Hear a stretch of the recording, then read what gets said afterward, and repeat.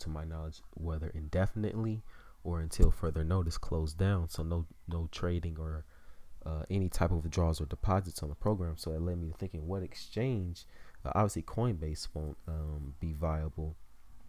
I care not what Facebook's white papers say. That's not viable. So Bittrex is still a doable one, but it got me thinking, will KuCoin be a top contender because of the news this year? Now, quick overview. Obviously, KuCoin has $160 million market cap. That's not very much, with a $24 million trading volume. Now, to contrast that, or really compare that really to Binance, Binance is a little over 5 billion in market cap, and they trade about half of a billion 24 hours. So came a long way. Aesthetically, it is very pleasing to be on Binance and trade on it.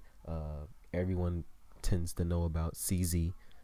I'm not sure if there's open door policy, but there's a face behind it, the Malta memorandum. So I can understand why Binance has such a push, and it's constantly breaking new all-time highs. I think currently it's at $37.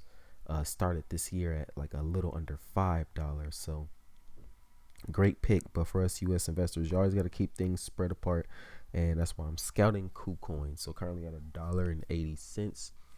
Basically, KuCoin aims at providing users digital asset transactions and exchange services, and those services are aimed to be safe and convenient. I'm not gonna lie, KuCoin is pretty, very, very fast with transactions, and it almost seems like daily, well, not daily, but weekly, they're adding something new to the platform where they're making it more user friendly, definitely safer, as in you have to go beyond two-factor authentication, but we'll get there.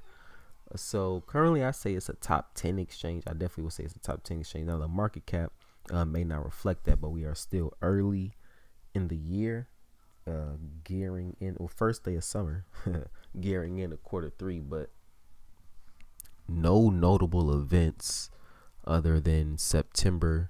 There'll be a token lockup for a year, and I believe the following year after that, 70 million of the KuCoin shares will be released back into the market after a 4-year lockup. So it may actually be 2 years after that, because KuCoin has been trading that long, only 20 months, almost 2 years. October-ish, I believe, will be its 2-year mark. Debuted at 69 cents, and KuCoin's all-time high was $20.61. So I'm thinking, unless we're plagued with any more news, will KuCoin be a viable option? Because I remember having actually a sizable amount of KuCoin shares. A nice incentive investors have for KuCoin holders, get a percentage of daily profits. So out of 24 million, I guess contingent on how many you share or how many you hold, excuse me, it's always going to encourage you to keep trading and building on it. And I do remember KuCoin, I think, having a head start before Binance, but Binance may be able to just hit the ground running and be able to capture investors immediately. They do have very notable coins. They're not just adding anything.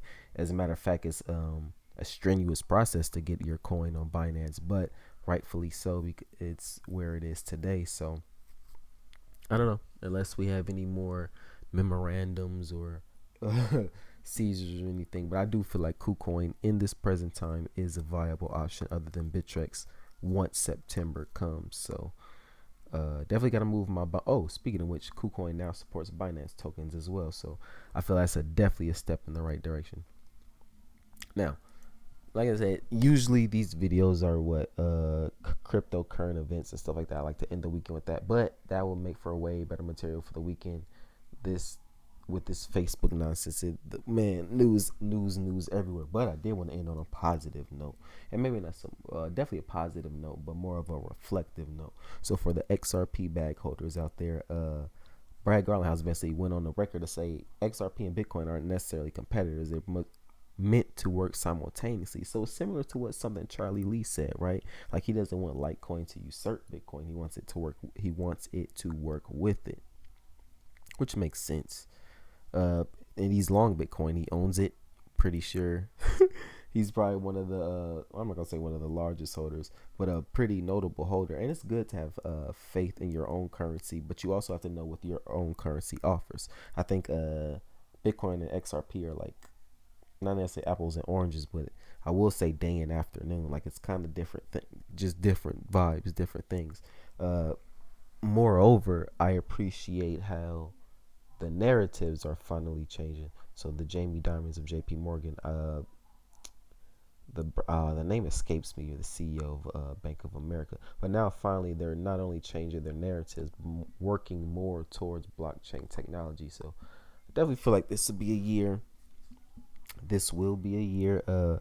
Banks make a nice move towards blockchain technology and make it public. And not only that, see, once banks make a move towards blockchain technology, XRP wins. And XRP just recently, what, $50 million in shares of MoneyGram. So I know Western Union is sitting with their eyebrows raised, like, is this flight or fight mode? Fight or flight mode? Man, I'm gonna leave you guys. Lastly, wrap this video with a quote, man, I got from Digital Ass Investor, one of the Paul Revere's of XRP, just constantly sounding the horn. But it did pique my interest, man. I know you guys remember Blockbuster. No one's young enough not to remember Blockbuster. But anyway, CEO of Blockbuster, Jim Keyes, man, tells the Motley Fool back in 2008, so this is 11 years ago, that neither Redbox nor Netflix are on the radar in terms of competition. And he's referring to Blockbuster. So he's saying Redbox and Netflix aren't in our sphere. It's more about Walmart and Apple. Well, which he's kind of correct in that assessment now. But here's where he's wrong. He filed for bankruptcy literally 2 years after that. And now look where Netflix is. I think Netflix is valued at $63 billion. Something like that. Massive. Massive, massive, massive. So things are always changing, ever evolving. Another day, another Satoshi fan. Really hope I offered you some economic emancipation, man. Some monetary motivation, man. Because one day you guys are going to wake up and you're going to look at this market and say, let me just check and see what's happening. And some of these coins aren't going to be here. Some of these coins are going to be unattainable, be it by price or be it by law. But until then, keep on stacking, fam.